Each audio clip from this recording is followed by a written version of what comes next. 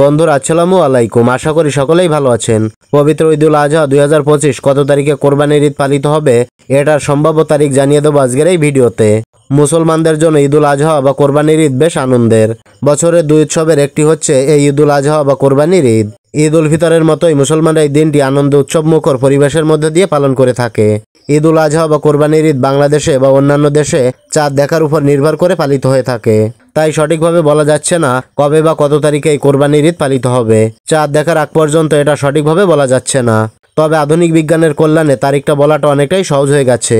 পূর্বের অভিজ্ঞতা থেকে বলা যেতে পারে, আধুনিক বিজ্ঞানের মতে পবিত্র ঈদুল আজহা 2025-এর সম্ভাব্য যে তারিখটা দেওয়া হয়েছে সেটা থেকে একদিন আগে বা একদিন পরে হতে পারে। ঈদ উল আজহা 2025 জুন মাসের 7 তারিখে হওয়ার সম্ভাবনা রয়েছে, যদি জিলহজ মাসের চাঁদ অথবা ঈদের চাঁদ 28 মে দেখা যায়। তবে জিলহজ মাসের চাঁদ বা ঈদের চাঁদ যদি 28 মে দেখা না যায়, তাহলে ঈদ একদিন পর 8ই জুন পবিত্র ঈদুল আজহা বা কোরবানির ঈদ পালিত হতে পারে।